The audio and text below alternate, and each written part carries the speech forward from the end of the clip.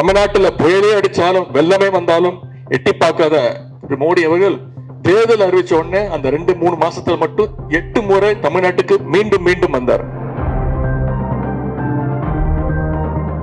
தேர்தல் முடிவுக்கு பிறகு மோடியுடைய நடை உடை பாவனைகள் எல்லாம் மாறிவிட்டன. மோடியுடைய நடை உடை பாவனைகள் தான் மாறிக்கிறது தவிர அவருடைய பாசிச சிந்தனைகள் இன்னும் மாறவே இல்லை.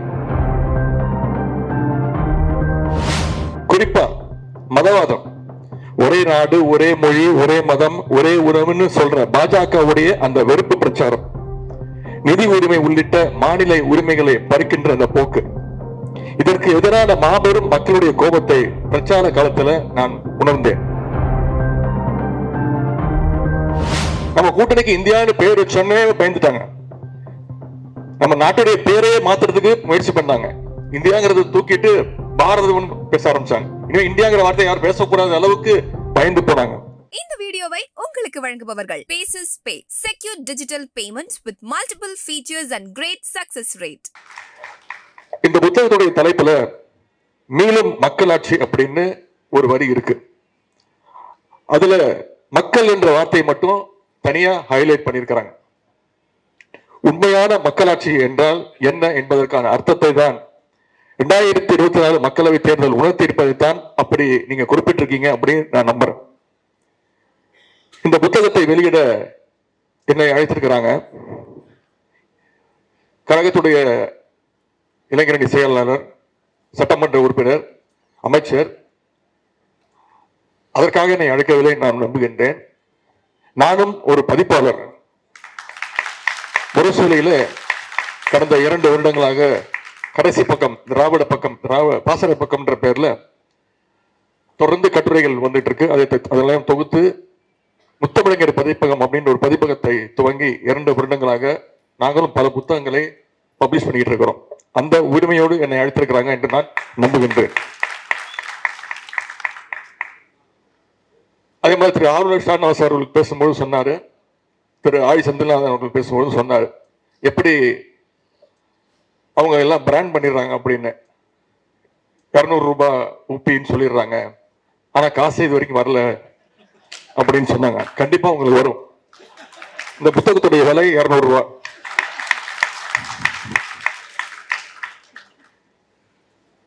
அது மட்டும் இல்லாமல் என்னை அழைத்ததற்கு இன்னொரு அர்த்தம் இருக்கு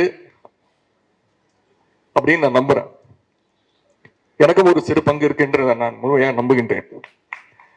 கழக தலைவர் மாண்புமிகு தமிழ்நாடு முதலமைச்சருடைய கட்டளை ஏற்று கடந்த மக்களவை தேர்தல் பிரச்சாரத்திற்காக தமிழ்நாடு புதுச்சேரி முழுவதும் நான் பயணம் செஞ்சிருக்கிறேன். மக்களை போய் சந்திச்சிருக்கிறேன். மொத்தம் 22 நாட்கள் 9000 கிலோமீட்டர் பயணம் பண்ணி கிட்டத்தட்ட 125 பிரச்சார கூட்டங்கள்ல பிரச்சாரம் பண்ணி மக்களை சந்திச்சு வாக்கு கேட்டிருக்கேன். தேர்தல் பிரச்சாரத்துல நான் 2 முக்கியமான விஷயங்களை உணர்ந்தேன். ஒண்ணு, கழக அரசினுடைய திட்டங்களுக்கான அந்த ஆதரவு நிலை, மகளிருக்கான விடியல் பயணம், புதுமை பெண் திட்டம், முதலமைச்சருடைய காலை உணவு திட்டம், கலைஞர் மகளிர் உரிமை தொகை, இப்படி பல்வேறு திட்டங்களுக்கு மிகப்பெரிய ஒரு ஆதரவு. குறிப்பா தாய்மார்களிடத்துல, மகளிரிடத்துல நம்முடைய கழக அரசிற்கும் நம்முடைய முதலமைச்சருக்கும் இருந்த மிகப்பெரிய வரவேற்பு. இரண்டாவதா நான் பார்த்தது பாசிஸ்டுகளுக்கு எதிரான மக்களுடைய உண்மையான நியாயமான கோபம். குறிப்பா மதவாதம், ஒரே நாடு ஒரே மொழி ஒரே மதம் ஒரே உறவுன்னு சொல்ற பாஜகவுடைய அந்த வெறுப்பு பிரச்சாரம், நிதி உரிமை உள்ளிட்ட மாநில உரிமைகளை பறிக்கின்ற அந்த போக்கு, இதற்கு எதிரான மாபெரும் மக்களுடைய கோபத்தை பிரச்சார காலத்துல நான் உணர்ந்தேன். அந்த அடித்தளத்துல தான் 2024 தேர்தல் முடிவுகள் வந்திருக்கு. அதைத்தான் இந்த புத்தகத்தில் உள்ள ஒவ்வொரு கட்டுரையும் தெளிவாக விளக்கியிருக்கின்றார்கள். இதில் ஒரு முக்கியமான கட்டுரை இடம்பெற்றிருக்கிறது. அது நம்முடைய முதலமைச்சருடைய கட்டுரை, புத்தகத்துடைய முதல் கட்டுரை. பாஜகவுடைய 10 வருட பாசிச போக்கையும் அதற்கு இந்திய கூட்டணியும் மக்களும் எப்படி கடிவாளம் போட்டார்கள் என்பதை நம்முடைய முதலமைச்சர்கள் கிட்டத்தட்ட ஒரு 360 டிகிரியில அந்த கட்டுரையை அலசியிருக்கிறாங்க. கட்டுரையில முதலமைச்சர் எழுதிப்பது போல, தேர்தல் முடிவுக்கு பிறகு மோடியுடைய நடை உடை பாவனைகள் எல்லாம் மாறிவிட்டன. மோடியுடைய நடை உடை பாவனைகள் தான் மாறிக்கிறது தவிர அவருடைய பாசிச சிந்தனைகள் இன்னும் மாறவே இல்லை. அதை நம்மால மாற்றவும் முடியாது. தேர்தலில் மிகப்பெரிய பின்னடைவு செஞ்சது பிறகும் ஒரே நாடு ஒரே தேர்தல் திட்டத்தை இப்ப செயல்படுத்த துடிக்கிறாங்க. அதுக்கு ஒன்றிய அமைச்சரவை ஒப்புதல் கொடுத்திருக்கு. ஆனால் அதை நாம் எந்த காலத்திலும் ஏற்கப் போவதில்லை என்று நம்முடைய முதலமைச்சர் அவர்கள் தெளிவாக சொல்லியிருக்கிறாங்க. அப்படிப்பட்ட அளவில்லாத அதிகாரத்தை அடைய நினைச்ச மோடிக்கு இந்த தேர்தல் முடிவுகள் சரியான பாடம் புகட்டிருக்கு. இதற்கெல்லாம் முதலமைச்சர் அவர்கள், நமது முதலமைச்சர் அவர்கள் முன்னின்று உருவாக்கிய அந்த இந்தியா கூட்டணி தான் காரணம். நம்ம கூட்டணிக்கு இந்தியான்னு பெயர் வச்சோன்னே பயந்துட்டாங்க. நம்ம நாட்டுடைய பேரையே மாத்துறதுக்கு முயற்சி பண்ணாங்க. இந்தியாங்கிறத தூக்கிட்டு பாரதம் பேச ஆரம்பிச்சாங்க. இனிமே இந்தியாங்கிற வார்த்தை யாரும் பேசக்கூடாத அளவுக்கு பயந்து போனாங்க. மூன்றாவது அணி அது எப்பொழுதுமே கரை சேராதுன்னு தேர்தலுக்கு ஒரு வருடம் முன்பே, அதாவது மார்ச் 2023 அன்றே நம்முடைய முதலமைச்சர் அவர்கள் மிக தெளிவாக சரியாக எடுத்து கூறினார். எதிர்கட்சிகளுடைய ஒற்றுமையை நம்முடைய தலைவர் அவர்கள் மீண்டும் மீண்டும் வலியுறுத்தி கொண்டே இருந்தார்கள். அவற்றை பற்றி நம்முடைய முதலமைச்சர் அவர்கள் இந்த புத்தகத்திலே மிக தெளிவாக எழுதியிருக்கிறாங்க. அதேபோல் முன்னாள் ஒன்றிய அமைச்சர் அண்ணன் திரு ப சிதம்பரம் அவர்கள், மக்களவை உறுப்பினர் அண்ணன் திரு ரவிக்குமார் அவர்கள், பத்திரிகையாளர் திரு எஸ் பன்னீர்செல்வம் அவர்கள், பொருளாதார அறிஞர் அமர்த்தியா சென்னுடைய உரையாடல், யோகேந்திர யாதவ், முகமது ஜுபேர் என இந்தியாவின் ஒட்டுமொத்த முற்போக்கு முகங்களும் மதச்சார்பின்மை குரல்களும் இந்த புத்தகத்தில் 25 கட்டுரைகளை சிறப்பாக எழுதியிருக்கிறாங்க. நாடாளுமன்ற தேர்தலுக்கு முன்பு பிரதமர் மோடி பற்றி எப்படிப்பட்ட பிம்பம் உருவாக்கப்பட்டுச்சு உங்களுக்கே தெரியும். அவர் தோற்கடிக்கவே முடியாதுன்னு சொன்னாங்க. இன்னும் சொல்ல போனா பாஜக கூட்டணி 400 இடங்களுக்கு மேல ஜெயிப்பாங்க. பாஜக மட்டும் தனியாவே 300 தொகுதிக்கு மேல ஜெயிப்போம் அப்படின்னாங்க. என்னென்னமோ கலர் கலரா எழுதி விட்டாங்க. குறிப்பா அது தமிழ்நாட்டில் நாங்க ஜெயிக்கலனாலும் வட இந்தியா முழுக்க நாங்க தான் ஜெயிக்க போறோம்னு சொன்னாங்க. பாஜகவுக்கு ஒரு மாநிலம் போதும், உத்தரப்பிரதேசம் ஒரு மாநிலத்தில் நாங்க ஜெயிச்சிடும், அதுவே போதும் அப்படின்னாங்க. அதுவே இந்த வடநாட்டு செய்தி சேனல்கள்லாம் இருக்கு, உங்களுக்கு தெரியும் என்னென்ன கலர் கலரா ரீல் விட்டாங்க. ஹிந்தி சேனல் மட்டுமல்ல, இங்கிலீஷ் சேனல்களும் சேர்ந்து ரீல் விட்டாங்க கருத்து கணிப்பின்ற பேர்ல. சில சேனல்கள் ப்ரீபோல் சர்வே அப்படின்னு பாஜகவுக்கு 400க்கும் அதிகமான தொகுதியை கொடுத்து வெற்றி உறுதிட்டாங்க. இன்னும் சில சேனல்கள் ரொம்ப நடுநிலைமையா சேர்ந்துக்கிட்டு ஒரு 10 சீட்டு 15 சீட்டு கம்மி பண்ணிட்டு இல்ல 385 தான் ஜெயிப்பாங்க, 390 தான் ஜெயிக்க முடியும் அப்படின்னு பாஜகவுக்கு முட்டு கொடுத்துக்கிட்டே இருந்தாங்க. ஆனா ஆட்சி அமைப்பதற்கு தேவையான அந்த 272 இடங்களை கூட பிடிக்க முடியாத இடத்துலதான் பாஜகவை இந்திய மக்கள் வச்சாங்க. இந்த தேர்தலில் பெரும்பாலான மெயின் ஸ்ட்ரீம் ஊடகங்களை தவிர விட துருவ் ராட்டி, முகமது ஜுபேர் மாதிரியான independent YouTubers, fact checkers, Alt News, பேரலை மாதிரியான இண்டிபெண்டன்ட் ஊடகங்களும் தான் பாசிஸ்டுகளை எதிர்த்து பல்வேறு உண்மைகளை வெல்ல கொண்டு வந்து பேசினார். பத்திரிகையாளர் நண்பர் இந்திரகுமார் தேரடி, நண்பர் மில்டன் உள்ளிட்டோர்லாம் பல மாநிலங்களுக்கு சுற்றுப்பயணம் பண்ணி அங்குள்ள சூழல்களை விரிவாகவே இந்த புத்தகத்துல எழுதியிருக்கிறாங்க. அவர்களுக்கு என்னுடைய பாராட்டுகள். யூடியூபர்ஸ், பத்திரிகை நண்பர்கள் எப்படி பொறுப்பா செயல்படணும், அவங்களுடைய வார்த்தைகள், அவங்களுடைய நிகழ்ச்சிகள் எவ்வளவு பொறுப்பா இருக்கணும் அப்படிங்கிறதுக்கு நண்பர் இந்திரகுமார் தேரடி அவர்களும் மில்டன் அவர்களும் ஒரு சிறந்த, இப்போ வருகின்ற இளைஞர்களுக்கு ஒரு சிறந்த எடுத்துக்காட்டாக இருக்கின்றார். இன்று காலை ஒரு நிகழ்ச்சியை முடிச்சுட்டு, ஒரு ஆய்வு கூட்டத்தை முடிச்சுட்டு வெளியில வந்து என் போனை திறந்து யூடியூப் திறந்து பார்த்தேன். நானே பயந்துட்டேன். என்ன தெரியுமா தலைப்பு தமிழ்ல? உதயநிதி துணை முதலமைச்சர், ரஜினி சூப்பர் ஸ்டார் ரஜினிகாந்த் ஆவேசம். நான் பயந்துட்டேன். சரி, நான் இன்னும் துணை முதலமைச்சர் அறிவிப்பை வரல, அதற்கான முழு உரிமையும் முதலமைச்சர் கிட்ட தான் இருக்கு. இது முதலமைச்சர் தான் கேட்கணும், அவர்கிட்ட கேட்காது. அவர்கிட்ட கேட்டுட்டு இருக்கீங்க. ஆனா யாரெல்லாம் மைக்கு ரோட்ல போற வரவங்க கிட்ட எல்லாம் மைக்கு நீட்டி உதயநிதி துணை முதலமைச்சர் உங்க ஒப்பீனியன் என்ன, உங்க ஒப்பீனியன் என்ன என்கிட்ட கேட்டீங்க. சரி, அவர் பாவம் படப்பிடிப்புக்காக விமான நிலையத்துக்கு போறாரு. அவரை போய் வழிமறிச்சு இடம் கொடுக்காம, அவர் பிளைட்டுக்கு டைம் ஆச்சுன்னு நினைக்கிறேன், அவர்கிட்ட போய் நீட்டு அவர் சொல்லிட்டாரு எங்கிட்ட இந்த அரசியல்கள் எல்லாம் கேட்காதீங்க அப்படின்ட்டு போயிட்டாரு. ஆனா அவங்க வச்சிருக்கிற தலைப்பு என்ன, படிச்சா என்னன்னு தோணும்?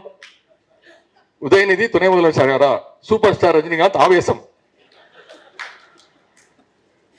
இப்படி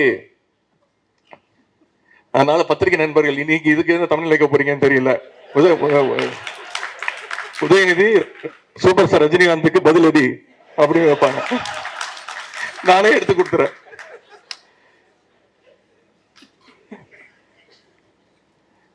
ஒரு மிஸ்டு கால் கொடுத்தாலே பாஜக சேரலாம் அப்படின்னு விளம்பரம் எல்லாம் பண்ணாங்க. ஆனா பாசிஸ்டுகள் கடைசியில தங்களுடைய சொந்த காலில் நிக்க முடியாம இன்னைக்கு சந்திரபாபு நாயுடு காலையும் நிதிஷ்குமாருடைய காலையும் குடிச்சுக்கிட்டு ஆட்சியை நடத்திட்டு இருக்கிறாங்க. இந்த புத்தகத்துல பத்திரிகையாளர் திரு ஏ.எஸ். பன்னீர்செல்வம் அவர்கள் ஒரு மிக மிக முக்கியமான ஒரு கட்டுரை எழுதியிருக்கிறாங்க. அதாவது பாஜகவோடு கூட்டணி வச்சு ஆதரிச்சு பல்வேறு கட்சிகளுடைய நிலைமை இன்னைக்கு என்னென்ன ஆயிருக்கு அப்படின்னு திறனாய்வு செஞ்சிருக்கிறார். மகாராஷ்டிரால சிவசேனா காணப்போச்சு. காஷ்மீர்ல மக்கள் மாநாட்டு கட்சி எங்க இருக்குன்னே தெரியல. ஒடிசாவில் பிஜு ஜனதாதளம். இப்படி பல்வேறு கட்சிகளை பாஜக காலி பண்ணியிருக்கு. ஆனா அந்த பாஜக காலி பண்ண லிஸ்ட்ல முதல் இடம் நிக்கிற கட்சி எதுன்னு உங்களுக்கு தெரியுமா?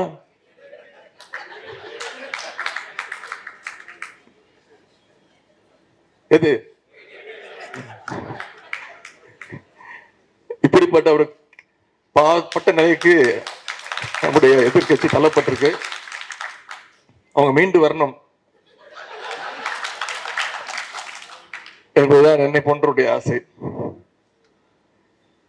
சங்கிங்கெல்லாம் எப்ப பார்த்தாலும் எங்க மோடியை பார்த்து அமெரிக்காவே பயப்படுது.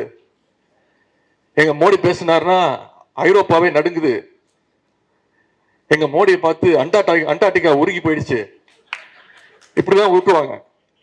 ஆனா இப்போ ஆந்திரால போய் கேட்டு பாருங்களேன், மோடி யாரை பார்த்து பயப்படுவாருன்னு. ஆந்திர மாநிலம் முழுக்க சொல்லுவாங்க, எங்க சந்திரபாபு நாயுடு பார்த்து தான் மோடி பயப்படுவார் அப்படின்னு. இனிமே மோடியுடைய பிம்பத்தை பீகார் மக்கள் கூட நம்ப மாட்டாங்க.